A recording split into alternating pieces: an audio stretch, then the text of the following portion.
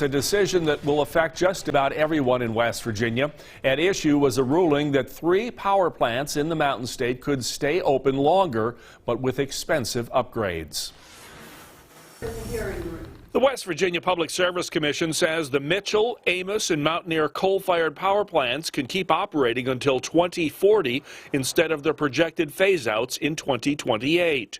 The coal industry, which backed the extension, says it's good for jobs and the long-term economy. The economic impact of this decision and it's generated in these local and regional communities is just phenomenal. There's no replacement for these current jobs that are there.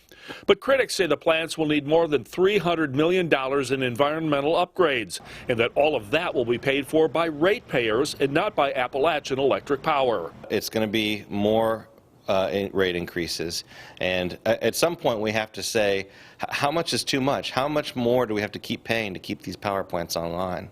Those who opposed extending the life of these power plants say they're looking at venues for appeal, so this fight may not be over.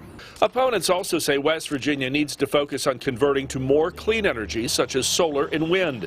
The Public Service Commissions in Kentucky and Virginia must also weigh in, since power companies in those states own a portion of the West Virginia plants. Also today, Governor Jim Justice has announced the nomination of Bill Rainey to a seat on the State Public Service Commission. Last year, Rainey retired as president of the West Virginia Coal Association, where he worked for decades. Some environmentalists believe the appointment of Rainey is a potential conflict of interest.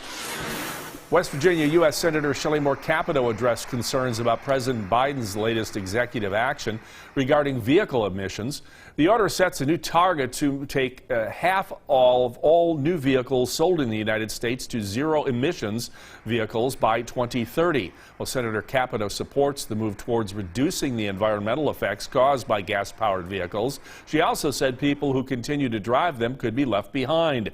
She also questioned the effects of new vehicle charging stations on local power grids. Moving towards electric cars sounds good, would be good. Everything we do has to be done through the lens of what realistically the American people are going to be moving towards. What's the cost of an electric vehicle to the consumer? What's the environmental hazard of disposing of a battery of an electric vehicle?